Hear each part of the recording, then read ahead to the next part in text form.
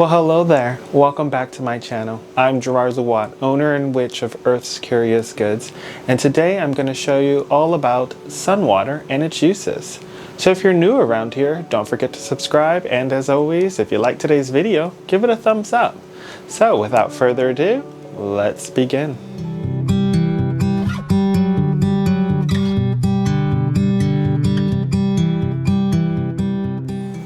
Okay, so let's start with what's sun water. Sun water is water that has been put underneath the light of the sun in order to capture its attributes and its light, its energy. You infuse water with it. Now, the sun has so many different properties, and there are many ways to make sun water. I'm just going to show you my way of making it, and hopefully you like it and you try it out, or you just do your own method.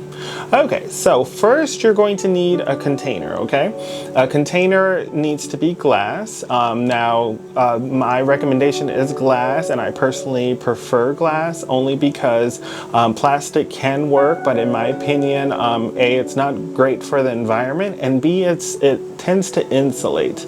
And insulation, of course, hinders, and it tends to hinder magic and energy, and we don't want that. We want the sun's energy to actually infuse the water. So try to do a glass container, whether it's from your local, department store, your craft store like a Michael's or a Hobby Lobby, a Target, a dollar store, all of that still works. Just make sure that it's a glass container or glass bowl, something of that nature. Now I tend to choose containers that have lids with it, and I'll go into that in just a second. But yes, a glass container. Next, we're going to need water. Now, the water that you do choose, can you use tap water? Yes. In my opinion and my recommendation, I say don't use tap water. The reason why is that tap water has been messed with. We tend to put a lot of trace elements and chlorine, and there's metals, and it can change the properties of the water in order to make it safe, especially if you're in the city like me.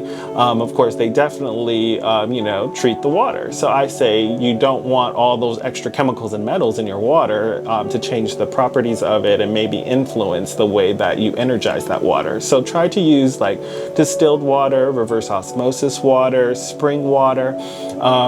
Some witches and magic users will even use like their local pond water, stream water, waterfall water. All of that works, okay? Now, if you intend on drinking it or giving it to your fur babies, or you want to put it on your skin, I don't recommend using like pond water or stream water. If you do, just make sure that that water is safe. Water does give life, and there can be amoebas and bacteria in that water, so it may not be safe to drink or put onto your skin. So just keep that in mind when you are getting your water, if you intend on doing those methods of drinking it or putting it onto your skin, okay? Now that you have your water and your container, the first thing you want to do with your container is you want to cleanse the container.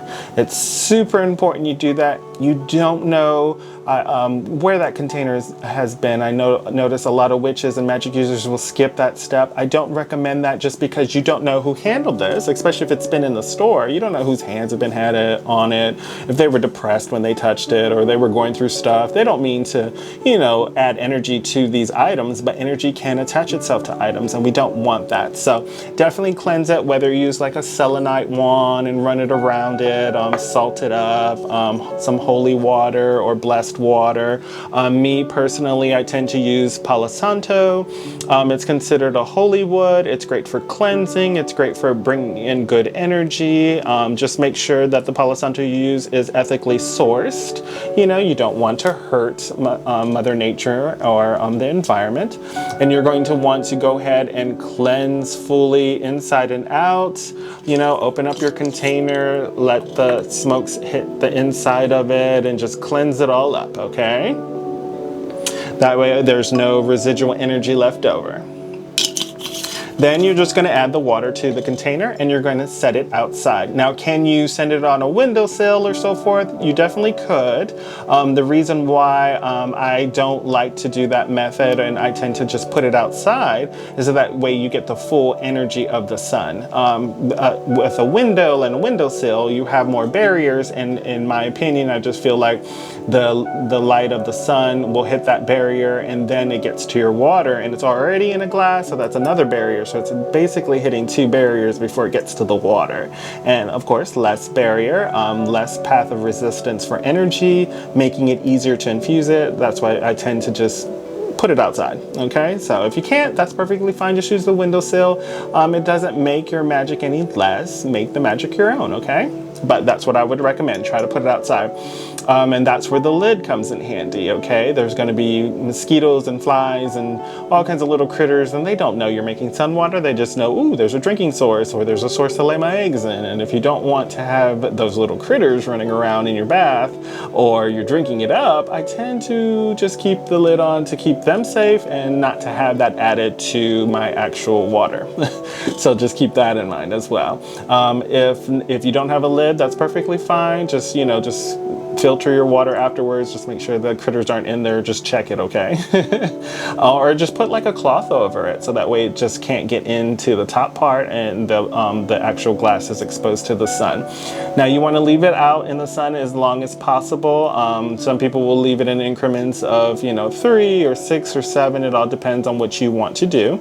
I tend to try to leave it for as long as possible for the full day. Try to pick it up before the moon rises or before the sun sets, okay? Because we want the full energy of the sun, not the moon. So once you bring it in, after you retrieve it before the moon rises or before nighttime falls, keep it in like a dark area, the refrigerator. I tend to put this to the back of my closet, just so that way no other light source hits it. Like I said, it's just for sun water and its energy, okay? Now, I tend to only keep my sun water for a maximum of 30 days. Water can get stale. Bacteria and mold does grow in water. It does give life. So, of course, we want to change out that water and make sure that the energy is fresh. In my opinion, I just feel like when you make sun water, the energy can wane over time. So you can just make some fresh water. You can make fresh water every day since the sun out is every day. Make the magic your own, okay? Now that you have your water, well, what do you do with it? How do you use it? So some of the uses that I like to use it for, since the properties of the sun is very energetic and it's upbeat and uplifting and very cleansing, I tend to use it in coffee. Instead of using the regular water, use your sun water. That way you're getting that uplifting feel and that energizing of the sun with your coffee. Ooh, even better. Another thing I like to do is just give my hair a rinse or a wash with the sun water to give it that nice glow and shiny feel to it and give me that energy and properties of the sun. Also in the mornings, like for my face wash, I'll just splash some onto my face so that way I get the uplifting and youthful look of the energy of the sun. Another great thing that you could use it with is also just drinking it, maybe after a long jog, or maybe you just need that little uplifting energy that, maybe your energy's low. Drink some sun water. Give it that extra boost that you just need. Put it in your tea. If you're going to be putting it into your tea, or like I said, your coffee, try to stir it clockwise so that way it's bringing in the energy of the sun to energize you, to make you feel very youthful and energetic and cleansing you at the same time, okay? And that brings me to, you can also add it to sprays. Spray it around your home, spray it in a room. I find that especially if there has been arguments going on, or it's very gloomy, or you're finding yourself very sad in your space, or it's just very darkened, spray some of that sun water around. You'll notice that it tends to bring the vibration of that area up, and it tends to cleanse it and give it a more energetic feel, an uplifting feel, a happy feel. Especially if you combine it with a citrine stone, I notice. It's considered, another name for the citrine can be the sunstone. Comes in handy. Put that in that area and spray that water around. Oh, very upbeat, very uplifting, especially in your spell working area. It comes in handy, your altar space, your tools. Don't forget that you can also run it along your tools and cleanse it, make it a lot stronger and give it the energy of the sun with its power. Spell work can give it that little oomph to it. Don't forget that you can also give it to your pets. I don't recommend giving it to pets if they are very energetic already, especially if it's a hyper pet. You may not want to give them sun water, since sun water is very uplifting and energetic. It's like giving them coffee. You might not want to do that with your pets, so just kind of balance it and keep it in mind. Now, if your pet's just randomly just lounging around or it's not very playful, then give it some sun water. Give it a little cleanse. Leads me to your plants. Plants love sun water. Just like the sun nourishes and makes plants grow and help us grow, so too can sun water. So you add it to your plants and you water your plants with it. The roots now will get some of that sun energy and drink up the light of the sun. So great. Add it to your water for like your dishes, or if you're mopping the floors or cleaning things, I would add a few drops of this into the actual water, so that way it's now energized with the sun. A great thing that you could do with your sun water is like just get like a bowl or a little pan and put the sun water into it, and then take your feet and soak into it. I would soak your feet in there as long as possible, 15 minutes minimum, so that way you can just soak up some of that energy, especially if your energy level has been low lately or you just need that extra boost, or just cleansing in general. I would definitely soak my feet in this. Even your bath water, that counts as well. So if you just want to soak in the bath with this, add some herbs to your bath, that would work wonders. Okay, so these are just a few of the ways that you could use your sun water, and I hope that helped.